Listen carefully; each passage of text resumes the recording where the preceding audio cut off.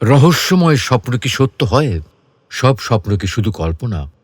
আসসালামু আলাইকুম ওরহমতুল্লাহ। প্রিয় দর্শক, স্বপ্ন ২ অক্ষরের ছোট্ট এই শব্দটা সামনে এলেই অন্য একটি জগতের কথা মনের পর্দায় ভেসে ওঠে। রহস্যময় সেই জগতের নাম স্বপ্নের জগৎ। জেগে জেগে মানুষ ভবিষ্যৎ নিয়ে আশাবাদী হয়, পরিকল্পনা করে। শাব্দিক অর্থ বিবেচনায় এটিও অবশ্যই সঠিক, কিন্তু এখানে দৃষ্টি নিবদ্ধ করব শুধু ঘুমের মাঝের ওই অসামান্য কল্পনার অসীম রহস্যময় জগৎটার প্রতি, যেখানে মানুষ হয়তো দেখে নিজের ভাবনা চিন্তার অনুরূপ কিছু, অথবা দেখতে পায় সম্পূর্ণ ভিন্ন কিছু। যা দেখে কখনো তা ফলে যায়, আবার কখনো যা দেখে তা কেবল বিভ্রান্ত করে মন। প্রশ্ন হলো, এইসবের বাস্তবতা আসলে কি? এ নিয়ে আজকে আমরা বিস্তারিত আলোচনা করব ইনশাআল্লাহ। স্বপ্ন কাকে বলে? প্রিয় দর্শক, জেনারেলাইজড স্বপ্নের সংজ্ঞাটি হচ্ছে এমন: স্বপ্ন মানুষের একটি মানসিক অবস্থা, যাতে মানুষ ঘুমন্ত অবস্থায় বিভিন্ন কাল্পনিক ঘটনা অবচেতনভাবে অনুভব করে থাকে। অন্যভাবে বললে, ড্রিমস আর successions of images, ideas, emotions, and sensations that occur involuntarily in the mind during certain stages of sleep. মানে স্বপ্ন হচ্ছে অনুরণিত ছবি, ধারণা, অনুভূতি এবং অবচেতনের স্মৃতি, যা নিয়ন্ত্রণহীনভাবে ঘুমের নির্দিষ্ট ধাপে মনের মাঝে ঘটে থাকে।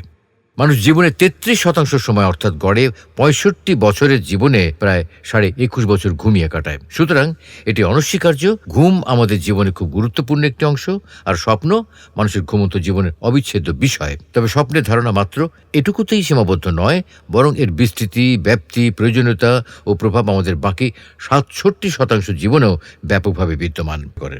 অনেকের আছে স্বপ্নে ঘুরে হাঁটার অভ্যাস। নিউজে এসেছে ঘুমের মাঝে স্বপ্নে গাড়ি চালিয়ে প্রায় ৯০ কিলোমিটার যাওয়ার ঘটনাও। সে যে ঘুমিয়ে গাড়ি চালাচ্ছিল সেটা একে ১৬টি সিসি ক্যামেরার ফুটেজ ও একজন প্রত্যক্ষদর্শী কনফার্ম করেন। উনি পুলিশে ইনফর্ম করলে পুলিশই গাড়িটির পিছু নিয়ে মহিলাটিকে সাইরেন বাজিয়ে জাগান ও গাড়ি থামানোর পর উদ্ধার করেন। হ্যাঁ, যা বলছিলাম, স্বপ্ন আপনি আমি সবাই দেখি, কিন্তু যখন জেগে উঠি তখন খুব কম সংখ্যক মানুষ তা মনে করতে পারেন। খুবই দাগ কাটার মতো কোনো স্বপ্ন হলে অনেক সময় মনে থাকে, তবে মস্তিষ্কের গঠনের উপর ভিত্তি করে অনেককে সবই মনে রাখতে পারেন। এই মনে রাখার ক্ষমতা আবার একটি পর্যায়ে বা বয়সকালে গিয়ে কমে যায় বা পুরোপুরি শেষ হয়ে যায়। ২ বছর বয়স পর্যন্ত শিশুরা ঘুম সময়ের প্রায় ৪০% এবং কৈশোরের ঘুম সময়ের ২০ থেকে ২২% স্বপ্ন দেখে। ৪০-এর পর থেকে ঘুম সময়ের ১২ থেকে ১৫% স্বপ্ন দেখে। মানুষের বয়স যত বাড়তে থাকে স্বপ্ন দেখা তত কমতে থাকে। সুতরাং প্রাকৃতিক প্রবণতা হচ্ছে মানুষ স্বপ্নহীন ভাবে পৃথিবী থেকে বিদায় নেবে। স্বপ্ন ভয়ের হতে পারে, আনন্দের হতে পারে, স্মৃতিচারণের হতে পারে, কাল্পনিক হতে পারে, সম্পূর্ণ বাস্তব ভবিষ্যৎ প্রেডিকশনও হতে পারে, কোনো বিদ্যমান সমস্যার জট খোলার জন্যও হতে পারে। কিন্তু যাই হোক, স্বপ্নের ধরন কখনো কি জিজ্ঞেস করেছেন? কেন আসে স্বপ্ন? কেন প্রকৃতি আমাদের শরীর প্যারালাইজড করে দিয়ে মস্তিষ্ক বিশ্রামের সময়টা আরও বেশি অ্যাক্টিভ করে দেয় শুধু কিছু আপাত অপ্রয়োজনীয় স্বপ্নের জন্য? কেন ওরা আসে? আর এর অর্থ বা কী? আদৌ কি কোনো অর্থ রয়েছে? বিজ্ঞানীরা বছরের পর বছর স্বপ্ন নিয়ে গবেষণা করেছেন, খুঁজেছেন এসবের উত্তর। প্রিয় দর্শক, অনিরোজোলজি হচ্ছে স্বপ্ন সংক্রান্ত সায়েন্টিফিক বিদ্যা বা চিকিৎসাবিদ্যা বলা চলে। প্রযুক্তি এখন অনেক এগিয়েছে বিধায় বিজ্ঞানীদের পক্ষে সম্ভব হয়েছে আক্ষরিক অর্থেই অন্যের স্বপ্ন সচেতনভাবে দেখার ক্ষমতা। সিগমন্ড ফ্রয়েডের থিওরির উপর ভিত্তি করে ১৯৫৩ সালে নাথানিয়েল ক্রাইটম্যান ও এগুয়েন এজরানস্কি রাতভর ঘুমন্ত মানুষের ব্রেন ওয়েভ রেকর্ড করার পদ্ধতি আবিষ্কার করেন। এই ওয়েভ থেকে তারা যা পান, মানুষ যখন জেগে থাকে তখন মস্তিষ্কের তরঙ্গ দ্রুত ও সাধারণত উল্লেখযোগ্য কিছু না ঘটলে, যেমন রাগ, হাসি ইত্যাদি, নির্দিষ্ট মাত্রায় নড়াচড়া করে থাকে। আর ঘুমের সময় এই তরঙ্গ যেমন ঘুমের স্টেজ বাই স্টেজ বদলাতে থাকে, তেমনি হয়ে যায় অনিয়মিত, অনেক সময় অনেক উঁচু, আবার অনেক সময় নিচু। যন্ত্রণা কিছুটা ব্যারোমিটার ধর্মে কাজ করত, অর্থাৎ মস্তিষ্কের তরঙ্গ বা কম্পন মাপত। র্যাপিড আই মুভমেন্ট বা র্যাম স্লিপের সময় আক্ষরিক অর্থে আমরা স্বপ্নে ডুবে যাই। তখন মস্তিষ্কের তরঙ্গ হয় প্রচণ্ড অনিয়মী এবং চোখের মণি দ্রুত ডানে বামে ও উপর নিচে নড়তে থাকে। গবেষণায় অংশগ্রহণকারী ভলেন্টিয়ারদের প্রতিবার র্যাম স্লিপের এই স্টেজ থেকে জাগিয়ে তুললে তারা ইমিডিয়েটলি রিপোর্ট করেছে তারা কোনো একটা স্বপ্ন দেখছিলেন। কখনো কি দেখেছিলেন তা মনে করতে পারেন, কখনো তা ভুলে যান, কিন্তু স্বপ্ন অবশ্যই দেখেছিলেন এবং মনিটরিং যন্ত্র তাই বলে। এগুলি হলো আমরা যে স্বপ্ন দেখি তার প্রমাণ ও সায়েন্টিফিক ব্যাখ্যা। কিন্তু স্বপ্নে আমরা কি দেখি? হাজার হাজার মানুষের তথ্য উপাত্ত একত্র করে বছরের পর বছর গবেষণা করে যা পাওয়া যায় তা আসলেই চমকে দেবার মতো।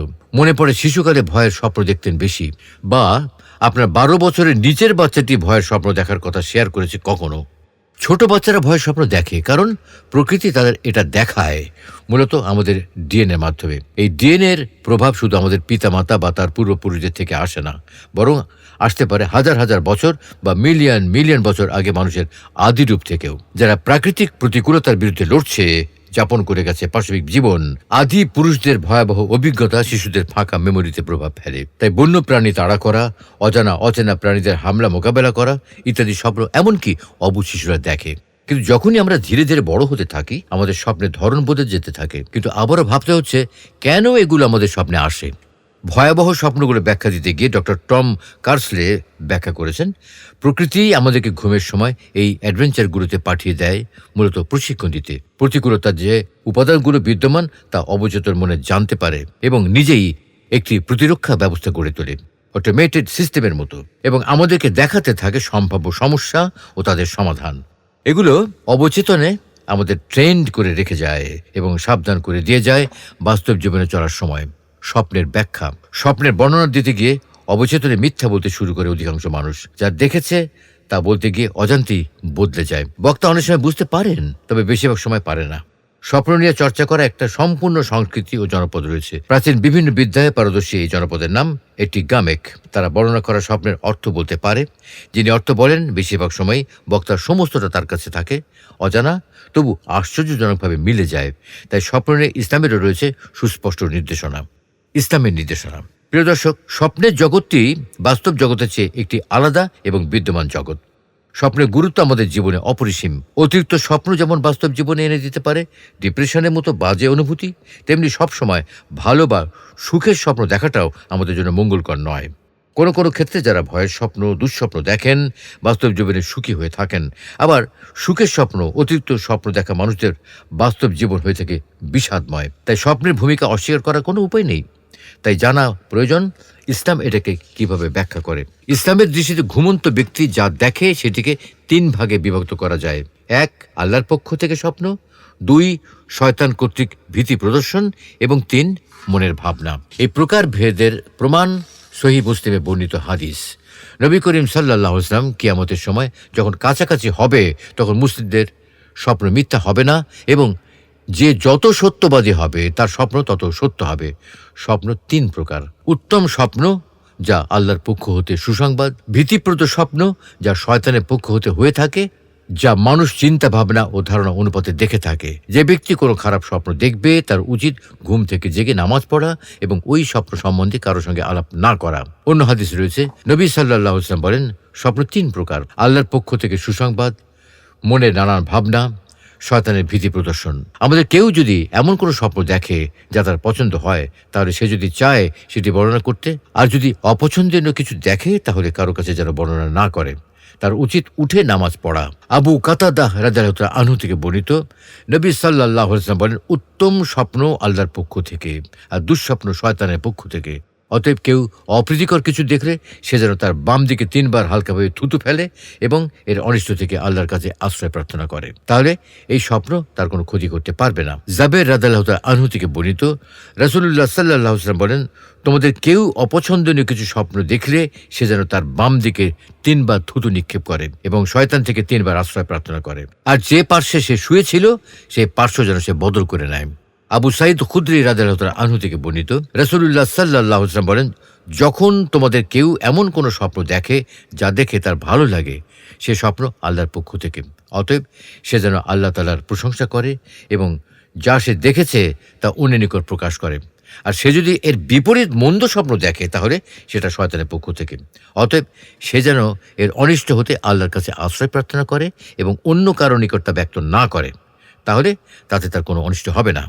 প্রিয় দর্শক, এতক্ষণের আলোচনা থেকে বোঝা গেল ভালো ও সুন্দর স্বপ্ন আল্লাহর পক্ষ থেকে, আর খারাপ ও অপছন্দনীয় দুঃস্বপ্ন শয়তানের পক্ষ থেকে। এক্ষেত্রে তার কর্তব্য এমন স্বপ্নের অনিষ্ট থেকে আশ্রয় প্রার্থনা করা।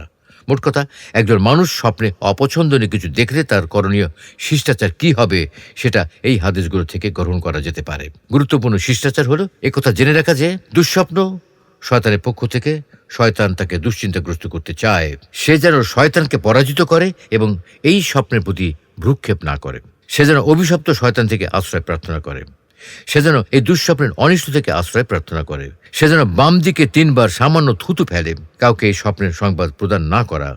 সে যে পার্শ্ব ছিল সেটি বদল করা। যদি বাম কাতে থাকে তাহলে ডান কাতে ফিরবে, আর ডান কাতে থাকলে বাম কাতে ফিরবে, উঠে গিয়ে নামাজ পড়া। কেউ যদি এই শিষ্টাচারগুলো মেনে চলে তাহলে আশা করা যায় এই অপছন্দনীয় স্বপ্ন তার কোনো ক্ষতি করবে না। যেমনটি হাদিস সমূহে বর্ণিত হয়েছে। আল্লাহ রাব্বুল আলামিন আমাদের সকলকে খারাপ স্বপ্নের অমঙ্গল থেকে হেফাজত করুন, আমিন।